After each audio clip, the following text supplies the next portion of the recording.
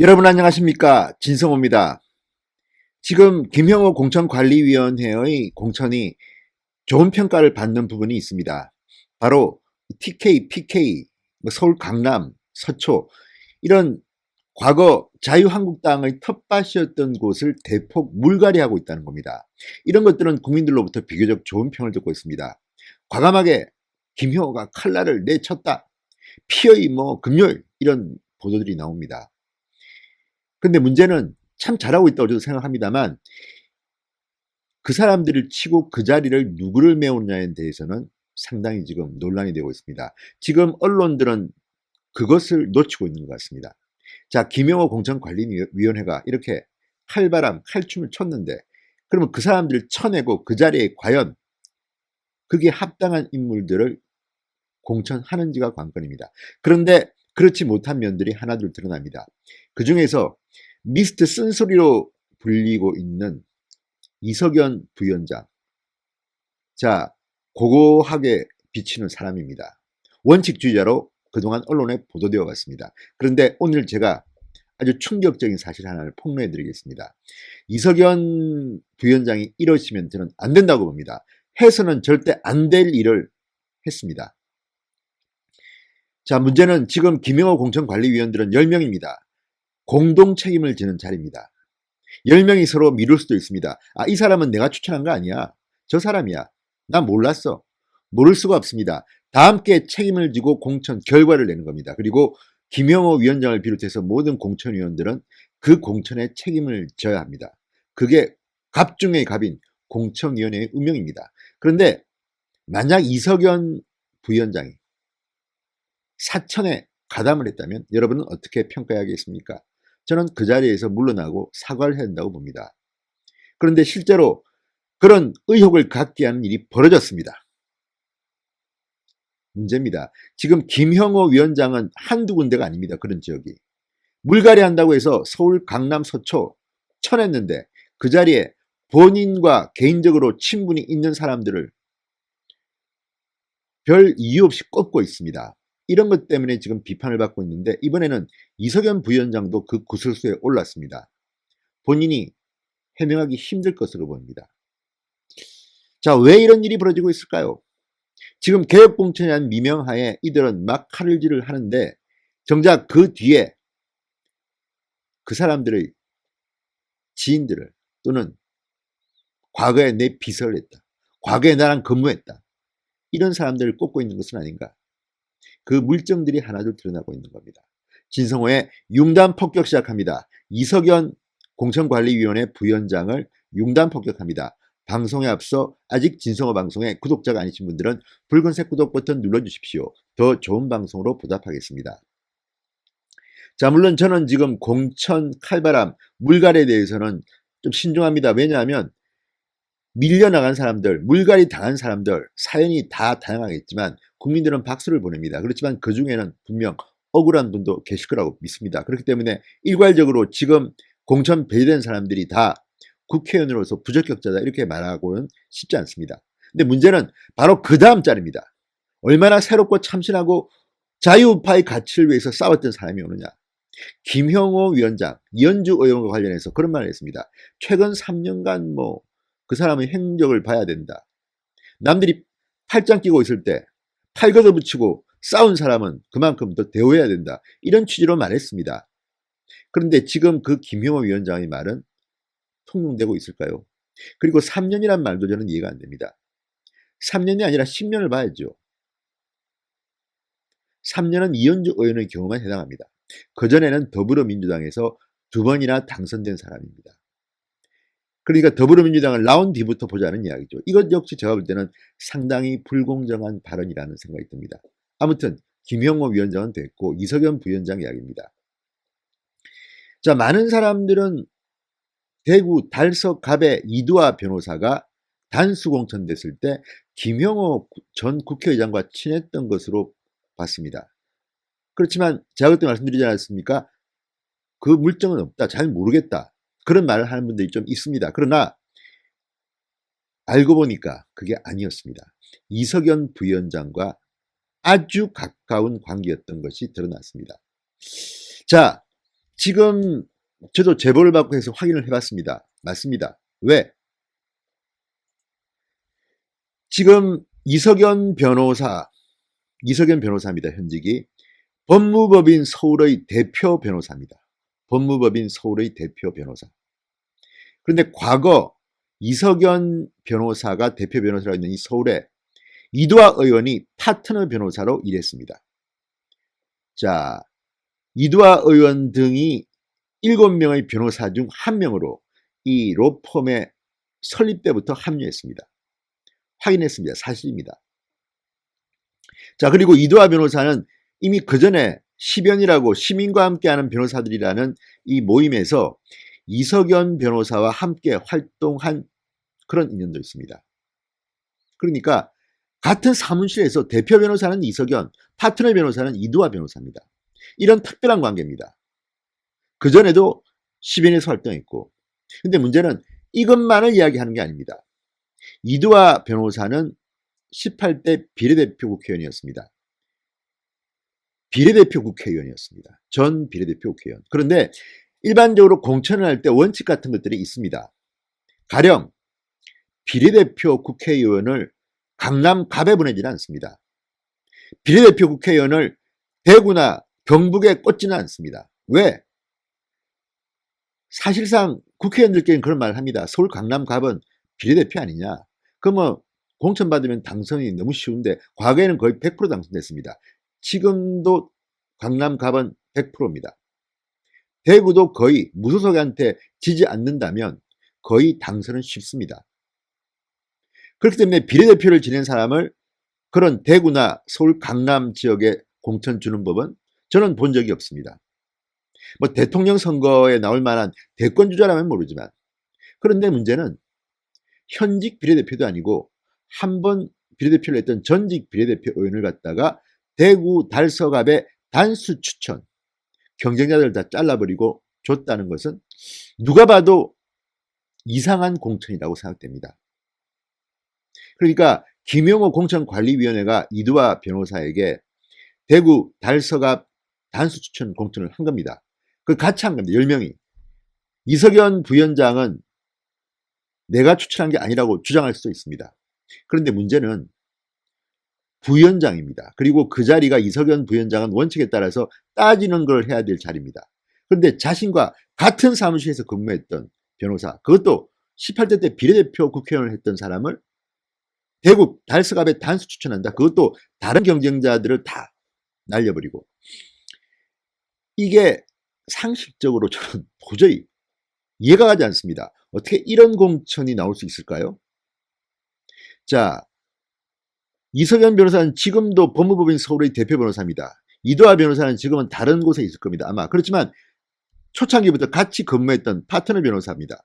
그렇다면 설령 누가 추천해서 이두화 변호사를 대구 달서갑에 단수 추천하다고 해도 이석연 부위원장은 말렸어야 합니다. 그거는 안 된다.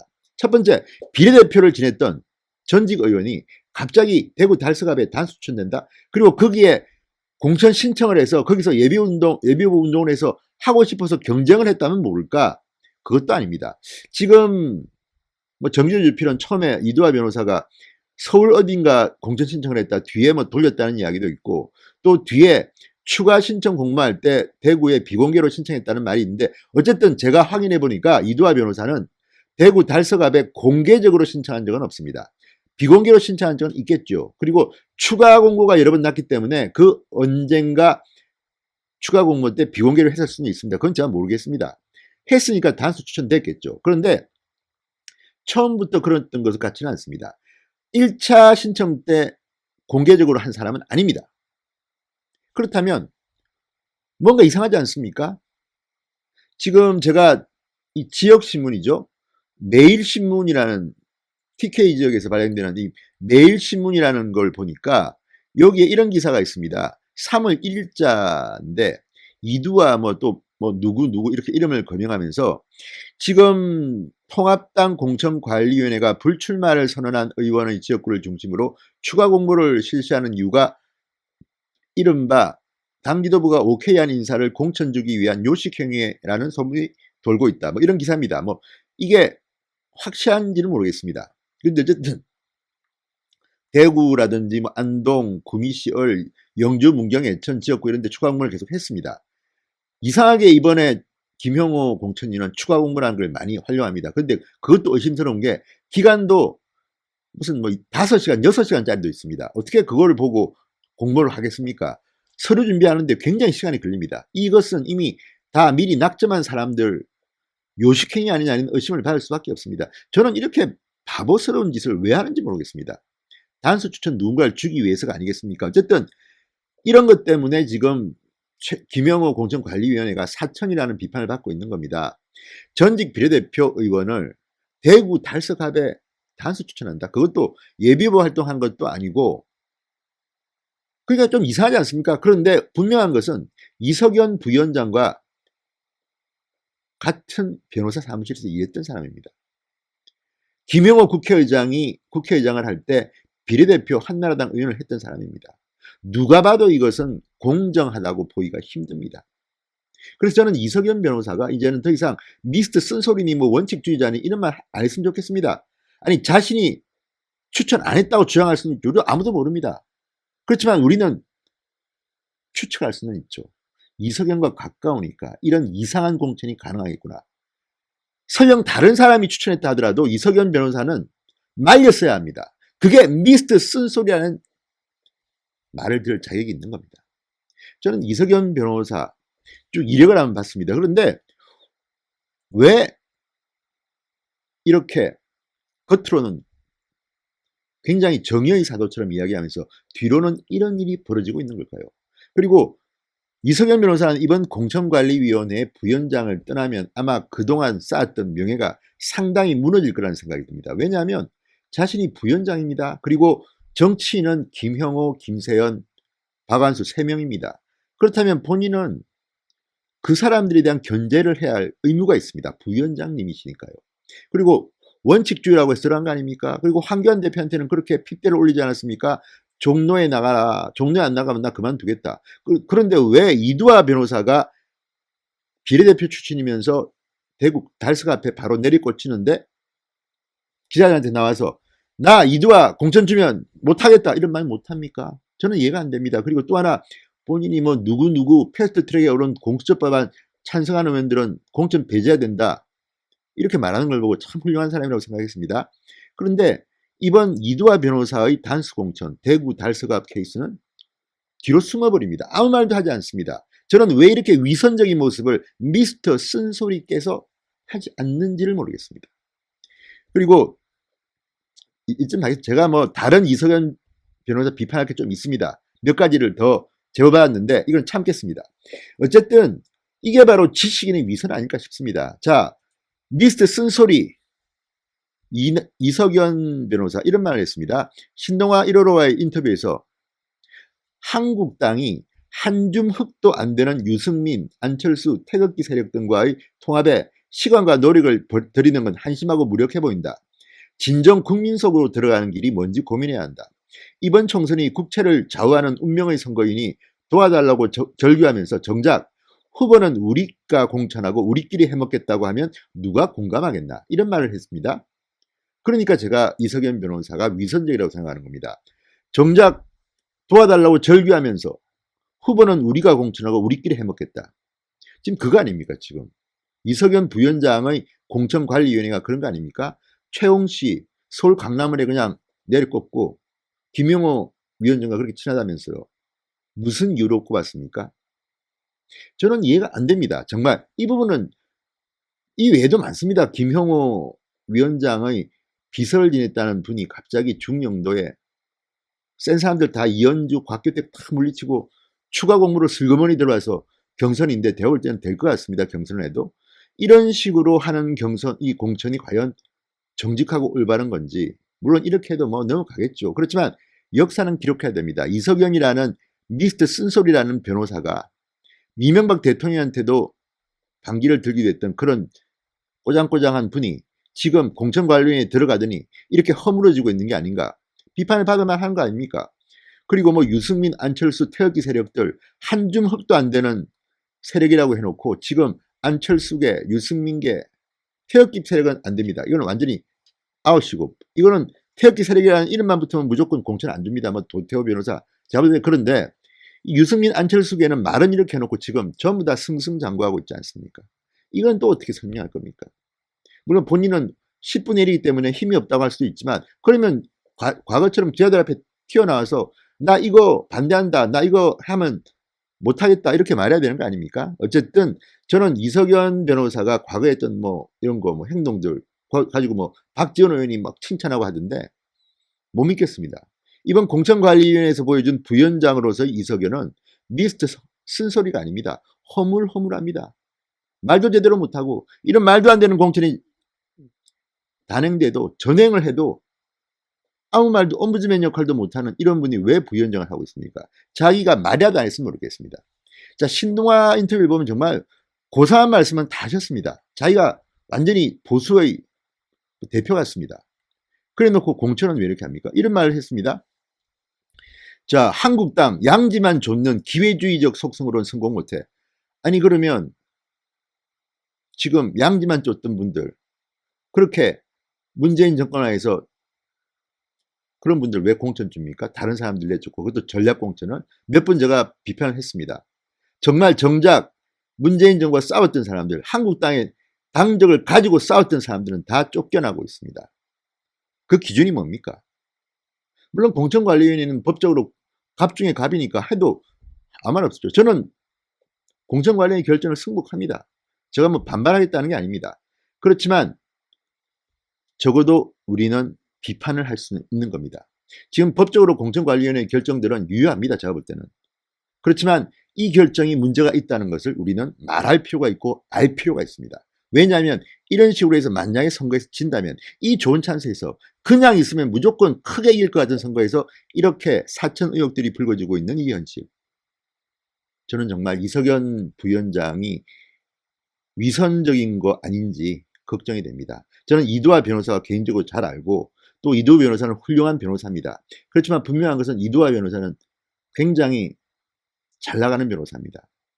양지만 쫓는다고 이야기는 하지 않겠지만, 저는 TV에 나와서 패널에서 이두하 변호사가 정부 비판다고 했지만 실질적으로 정말 김용호 위원장처럼 팔 걷어붙이고 비판하고 싸운 것 같지는 않습니다. 솔직히. 더 말씀드리고 싶지만 참겠습니다. 이두하 변호사는 훌륭한 분입니다. 다만 본인도 저는 책임이 있다고 봅니다. 비례대표를 지낸 사람이 대구 달서갑에 단수 추천되는 이런 공천은 받아서는 안 된다고 생각합니다. 아니, 현역 의원이 민주당의 뭐 센 사람이라면 저는 뭐 오케이. 그렇지만 이런 식의 공천은 저는 이두하 변호사도 책임이 있다는 생각이 듭니다. 진성호의 윤단 폭격이었습니다. 여러분 감사합니다.